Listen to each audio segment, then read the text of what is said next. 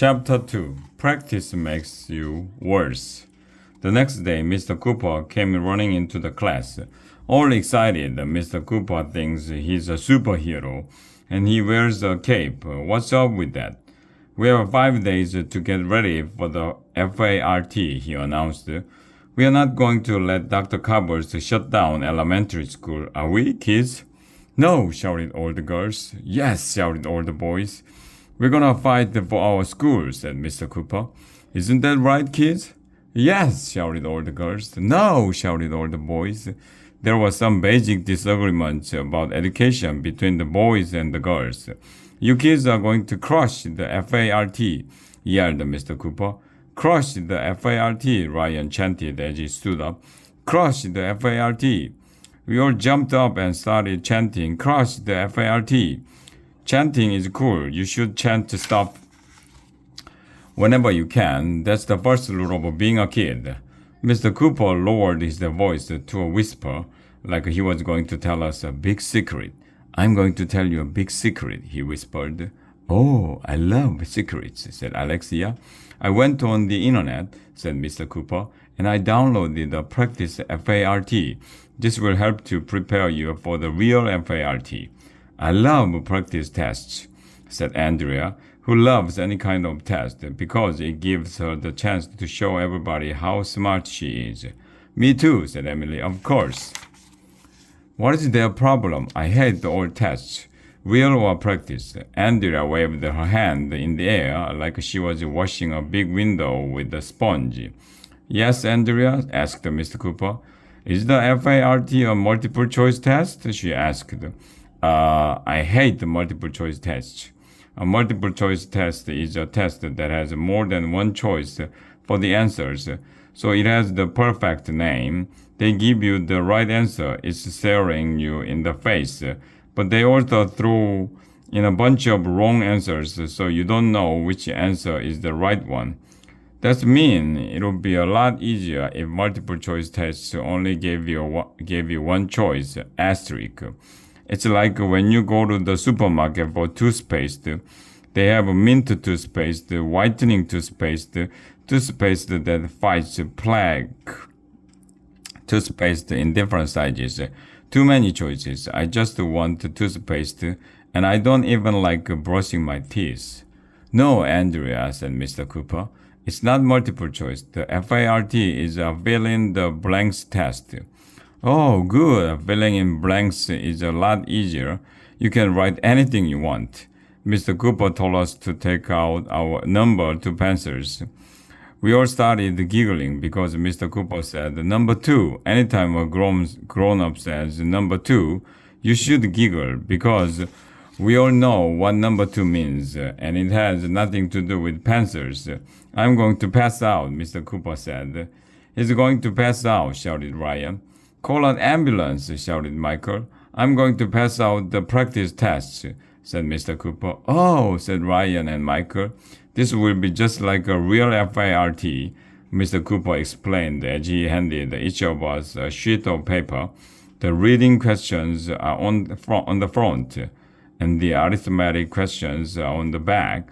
You'll have 10 minutes to complete both sides. Ready, set, go! Mr. Cooper set a timer. I looked at the first paragraph on the sheet. It said, one day, Tony and Maria were walking home from school. They stopped off at a store that was selling bicycles, blah, blah, blah, blah. There was other stuff about Tony and Maria getting into trouble or something. I didn't read the whole thing. Then it asked, what is the main idea of this paragraph? Well, that was easy. I filled in the blank by writing, Tony and Maria should take the bus. Duh, right. I looked at the next question. Jack and Jill went up the hill to fetch a pail of water. Jack fell down and broke his crown, and Jill came tumbling after. What is the lesson of this story? It was obvious. The lesson of the story is that Jack and Jill were dummies who should get water out of the faucet in their house like normal people. I wrote that down. This is a piece of cake, whispered Ryan, who sits next to me. Huh? What did the cake have to do with anything? Ryan is weird. I looked at the next question. It was a really long paragraph. I didn't read every word, but it had something to do with birds and bats. I scanned down to the bottom where the question was. How are bats different from birds? That was easy. I wrote this in the blank. You can't hit a ball with a bird. I looked at the next question. Look at this picture. What is going to happen next? I looked at the picture.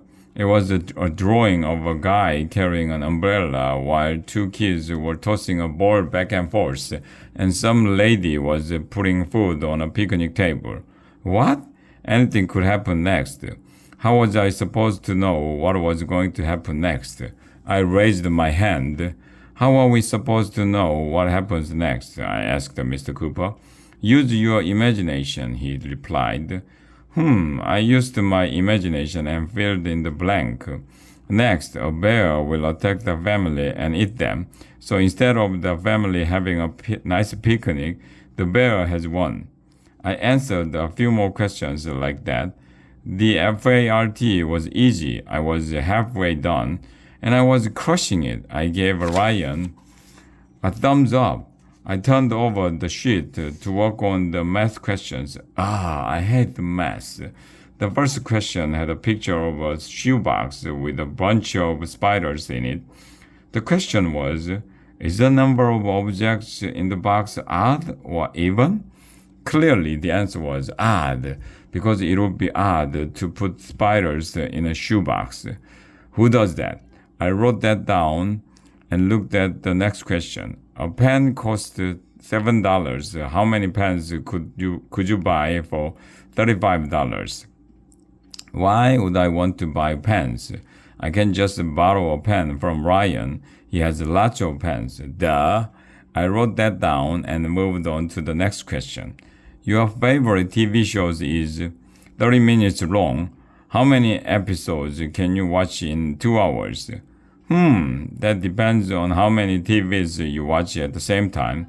I wrote down the number 10 and moved on to the next question. Sammy has 32 socks, which he puts into pairs. How many pairs of socks can he make? How should I know? My mom does the laundry. I wrote circle. I looked at the next question. Tommy lost 2 teeth. The tooth fairy left 4 dimes, 3 nickels, and 2 quarters under his pillow.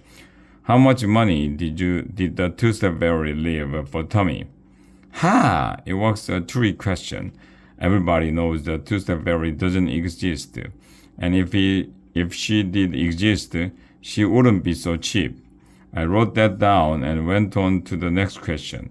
A paper clip is made from 6 inches of wire. How much wire would you need to make 5 paper clips? What? Who makes their own paper clips? Can't you just buy them at the store? I wrote that down and looked at the next question. A new skateboard costs $45.99. Joe has $12.54. How much more money does he need to buy a new skateboard? I know a lot about skateboards. The obvious answer was no money. I wrote that Joe should wait until his birthday or Christmas so he can get the skateboard for free. I looked at the next question. You have 8 plums in the basket. You give some of them away, leaving 2 plums in the basket. How many plums did you give away? Me, I'd give away all the plums. I hate the plums. I wrote that down and looked at the next question. Maggie went trick-or-treating and collected 100 candy bars. Her mom took 79 of them away to save for later. How many candy bars did Maggie eat on Halloween night? 100, of course. Maggie found where her mom hid the candy bars and ate them all. I wrote that down. That was the last question on the page. Time hadn't even run out yet. That's how easy the test was. A minute later, Mr. Cooper's alarm buzzed. Pencils down, he said, and he collected the papers. How long will it take to grade the test? Asked Andrea. A few minutes, Mr. Cooper replied. He sat at his desk to grade the test, and you'll never believe who poked his head into the door at that moment.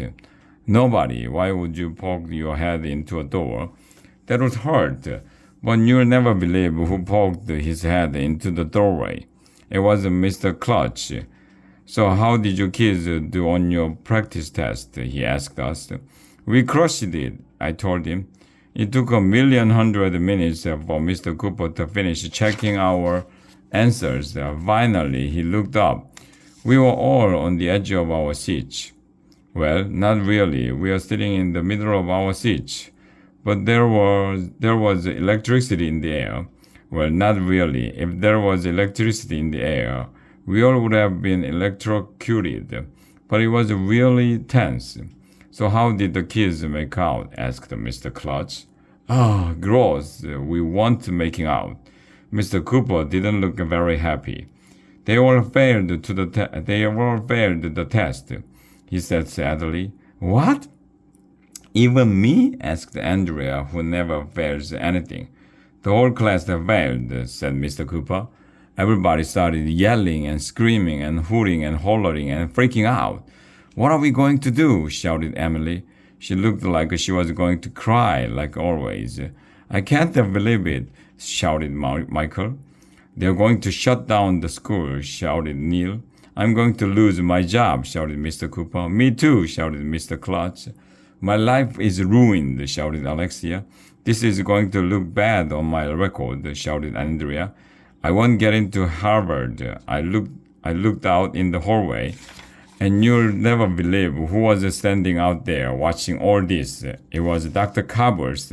He had a big smile on his face, and he was rubbing his hands together.